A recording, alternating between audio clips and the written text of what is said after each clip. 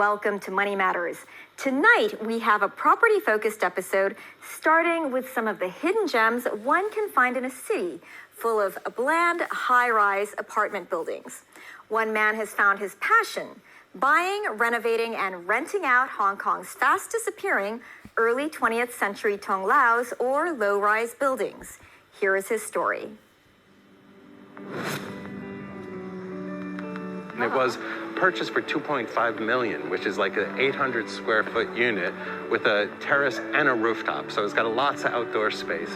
And I bought that one, renovated it. There's 2 units per floor. And at this point I own both of them, and they both have a balcony and a rooftop. Pretty cool, lots of outdoor space and great open views. Derek Coslow moved to Hong Kong in 1995 with a multinational company. It was in 2005 that he bought his first property after the SARS outbreak. He bought places that ranged in price from $2 million to $6 million.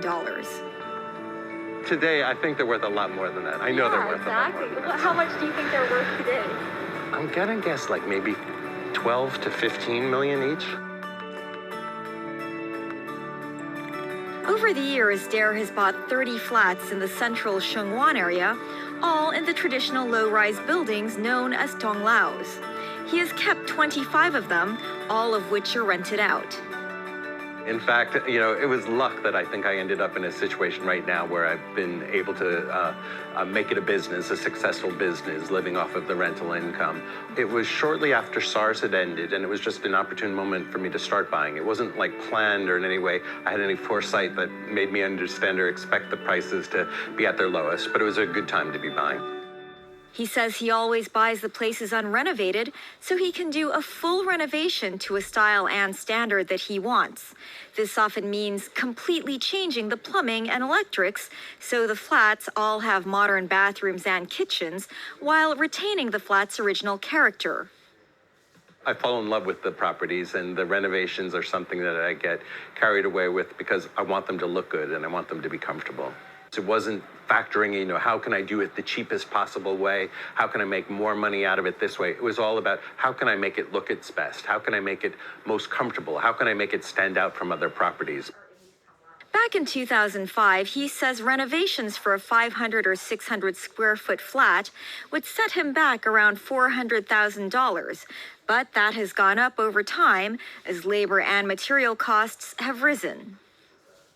Wherever it's possible, floors where they have the original tile floors, the iron windows, I'll keep them if they're in good enough shape, or I will recreate the old style windows to make them look exactly like the original ones, but I'll do it in a way in which they won't leak, they will not have too much sound coming through, so minimize any inconvenience.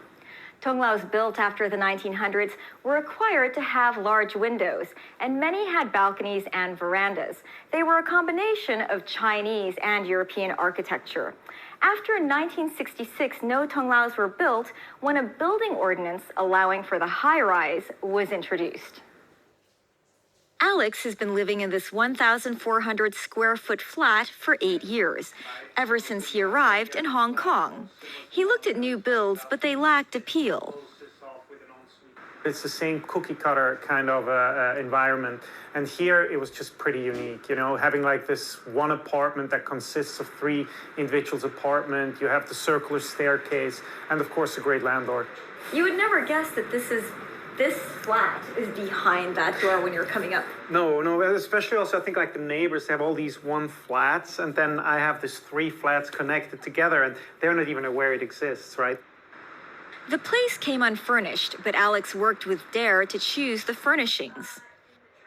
We kind of agreed that I can pick up what I need and he would actually pay for it. Dare very much cares about the style and the look and feel, so he really much wants a kind of integration between the furniture and to the bookshelves, to the shelves and everything. I do have a warehouse that I've accumulated some items that I like and I use when I have a new property that I'm living in or make available to my tenants if they want to use it. Most of Dare's tenants are expats like Alex or returning overseas locals. He says they seem to have more of an appreciation of the character that these vintage buildings offer, despite having to walk upstairs to get there. So You have still the character of the old style, but then all the modern. Exactly. I think that puts it very nicely. So you also, it's like when you walk up from outside, you're like it looks like run down and everything, but then you come inside and you have like, it opens up and you have all the necessary amenities that you need to feel comfortable. The wall, it looks like it hasn't been painted yet, but it's like actually done on purpose. So it just looks a little bit more rustical and goes very well with the copper. As you can see, this is really nice block of marble here, the kind of where you can cook on and everything, and it has all the necessary appliances. Yeah. I mean, you have the two induction plates, and then the nice one here is a actual teppanyaki plate. Actually, I think it's pretty unique. You got all your oven, your steamer. Then he built in the fridge, so you have here the fridge that's just built in. Before the pandemic, Alex did a lot of entertaining in this space. One of the reasons he says he liked the flat. Here people sit, we put all the chairs outside and everything. And you see here all the plants as well. So it's very green and lush. So this is the balcony, so you can open these doors completely open. So you have like the inside, outside. And it also has a grill there. So it's a pretty nice little outdoor space that's very cozy. With 3 separate flats built into one unit, the design between them keeps the continuity. We have the same door going in here. We have the other door that goes straight there to the kitchen, and then another door upstairs. This spiral staircase is amazing. Yes, I would say it's like the centerpiece. It's a connection between 2A and 3A upstairs. And so this takes you straight up to the bedroom. Follow me. So we go up these stairs. Your bedroom is actually an entire flat. Yes. A bedroom and the outside with the staircase and my walk-in is an entire flat for other people. Yes. Is it very quiet up here? Yes. It used to be quiet for around 7 years, but then a restaurant moved into this neighborhood. So I told there, look, I can't stay here anymore unless we do something about it. And then he said, how about when you're on vacation next time, I'm just going to build a double layer of glasses. So as you can see, there's 2 windows here. Now it's completely quiet. Dara's rentals range from $18,000 a month for a 450 square foot place to $80,000 for those over 1,000 square feet. Given the service, it's clearly not just the space you're paying for. He generally is on hand, so it's like I can send him a WhatsApp and say, hey, there's a problem with the light in the bathroom, and then he sends one of his guys, and within a day, it's repaired. So it's, I think, not your standard kind of landlord in Hong Kong, so I really cherish that.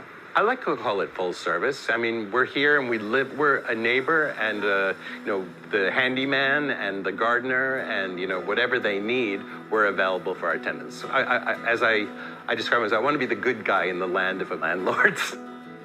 Dara says there is a risk connected with owning these older flats in low-level buildings. Developers want to tear them down and build more lucrative high-rises. He's learned to make sure he owns over 20% of the flats in the building. If a developer can buy out 80% of the flats, they can force out the rest and start demolishing. And it's becoming more and more of a battle because there's fewer and fewer of these low-rise buildings available. So where they do exist, usually to the left, to the right, in front of you is a large-scale building development going on. So when did you buy this place? I'd say 2014. That was this is the last one that I bought. How do you research? How do you find these places? I have a collection of agents who get the whole idea behind, redevelopment or renovation, I should say, of the older buildings. And such a cool area, even with an old tree. Yes, it really is. And just the alleyway, it has so much character. It does. And look, this building is hidden between Bridges Street and Hollywood Road. There's no, access to it other than these old lanes, and it still stands. And it's probably one of the most well-preserved classical tung laos that I've seen in Central that has not been a target of, demolition or developers. So you're in a way a conservationist in Hong Kong. I like to think of myself as a conservationist because I do love the old Hong Kong. It is exactly, and that's what I look for, to find the old Hong Kong and find, whatever it still exists, to try and respect it and live with it, not try and change it, but to find ways in which it can still be relevant and be preserved. What makes Hong Kong unique. Coming up next, the historic green spaces of Pak Phulam as our survey of Southern District property continues on Money Matters. Stay with us.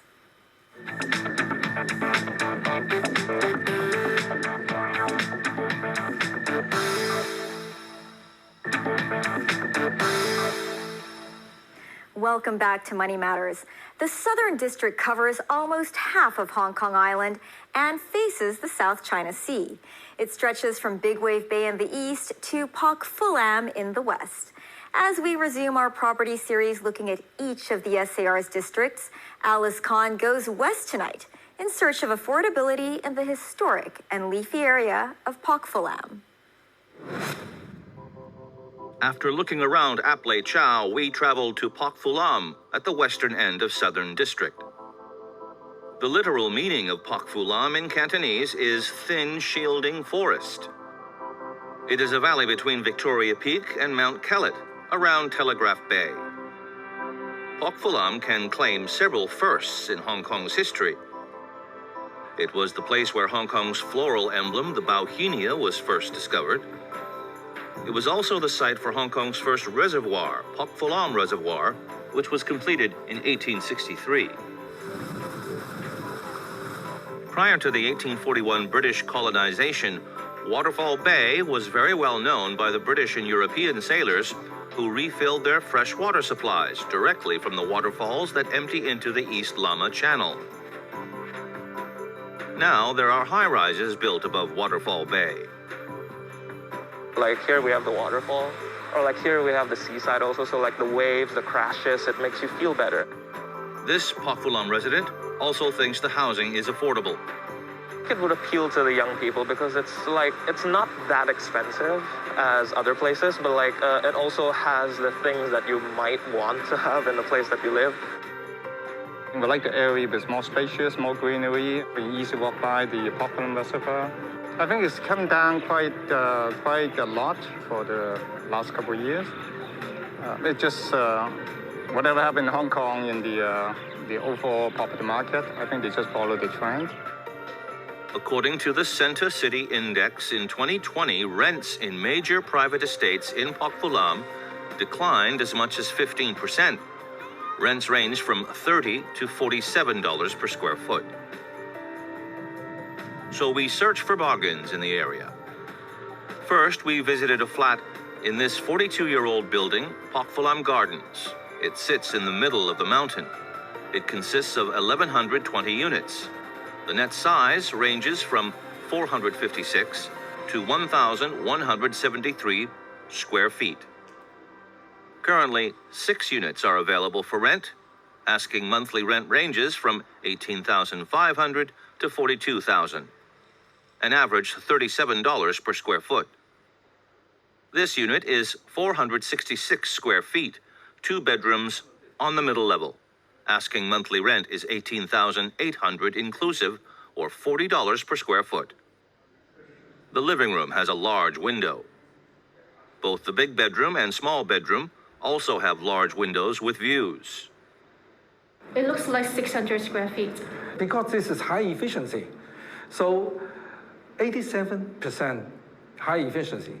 If compared with the new building, we not have the bay window, we not have a balcony. Usually the new building only 70% because they have a bay window, they have a balcony, they will cut a lot of size out. Do you know how big this living room? Here is 150 square foot. For 2-bedroom unit, this is quite huge. The apartment has sufficient space for a family of 4. The master bedroom is 60 square feet. Now let's please come in. This is the bedrooms. Now we got the big window. We don't have a bay window again. Okay, that's why it's spacious. Now you can easily put a double bed here. And this is second bedroom. Okay, so the size is 56 square foot. It's not bad. So you can put a single bed or a bunk bed for kid use, or can be make a study room. Also, the shape of the bedrooms and living room are square, making it easier to lay out furniture. Roger says tenants here are mainly middle class and expatriate. Mostly their income, between 50K to 70K. Within this budget, okay, this is the good choice because this is not expensive. He says the landlord could cut the rent by 5 to 10%. Facilities-wise, the estate has a swimming pool and tennis court. Roger says the tenants in the area enjoy Pok Fulam's environment. If you enjoy the South District, yeah, this is the good choice because we are in the mid-level, quiet, and you can enjoy the sea view, mountain view. Next stop is Chi Fu Fa Yun, a bigger housing estate. Chi Fu Fa Yun is 43 years old and has 4,328 units. Currently, 30 units are available for rent.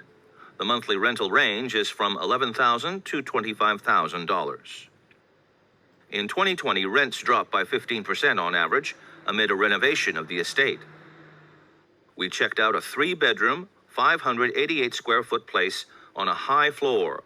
Asking rent is $17,000 inclusive, or $28.90 per square foot. The efficiency is also over 80%. It has a mountain view. It's worth, today only 17,000 for that. Why is worth?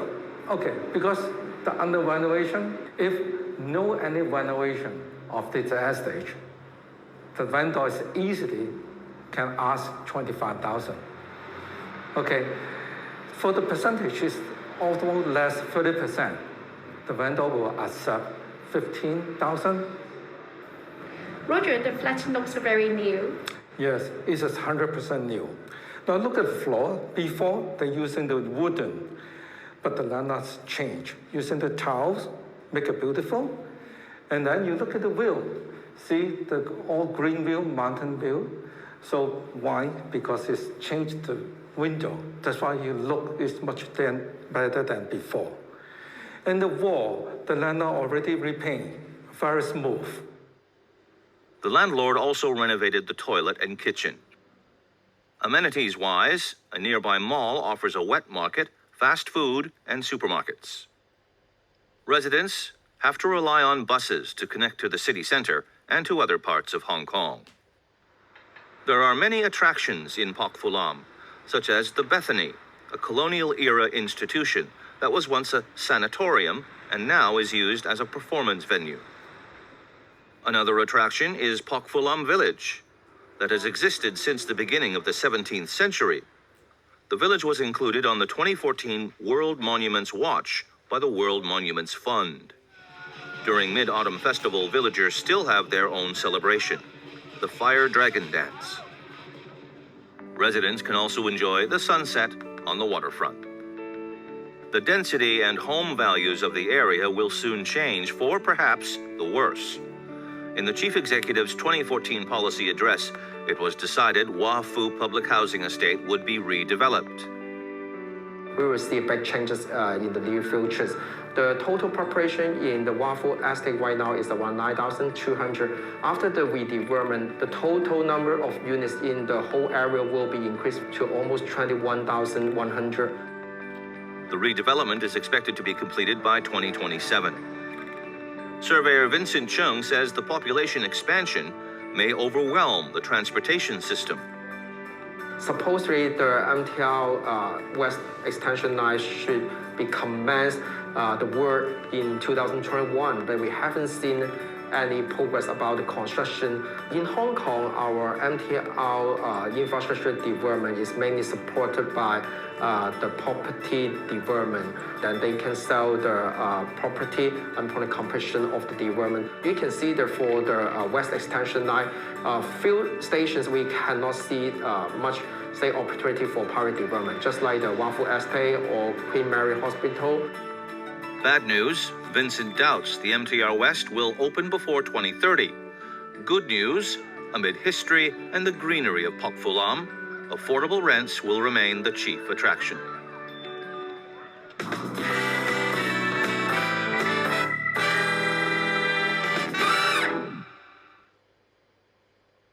A West Texas judge in the U.S. has a word of caution to lawyers, anyone really, attending court hearings via Zoom.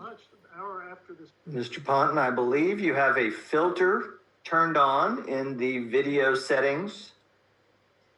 You might want to take a look. Can you hear me, Judge? I can hear you. I think it's a filter. It is, and I don't know how to remove it. I've got my assistant here. She's trying to, but I'm prepared to go forward with it. I'm here live. I'm not a cat. I'm county attorney for the fourth largest county in Texas, so it's big. And I came down to another city here, Presidio, logged into my secretary's computer, and was going to appear at this hearing at 11 o'clock via Zoom. And when everybody's ready, the judge calls the case, and everybody's face is supposed to pop up on Zoom. We've all done it. And everybody's face popped up except mine. Mine was a cat. You know, if it's gone out and it's gone viral, let it go. Just have to roll with it. I'm here in a small town in West Texas and trying to have lunch an hour after this hearing. And I start getting these calls from New York and LA and Washington, D.C. And I didn't have a clue what was going on. More flu than just pigskin at Super Bowl Sunday. Fur flu too. At Puppy Bowl 17, teams Rough and Fluff faced off and battled for the Lombardi Trophy, with veteran referee Dan Schachner controlling the turf. Hey, Chunky Monkey, that's a foul for excessive slumber. Yeah, you can't nap out on the field. Save it for the locker room. The animals featured in the game all come from various shelters across the U.S. The winners here aren't scoring the most touchdowns, they're scoring the most adoptions. Puppy Bowl is 16 for 16, with the adoption rate at 100%, as all puppies featured in the game to date have found their forever homes with loving families.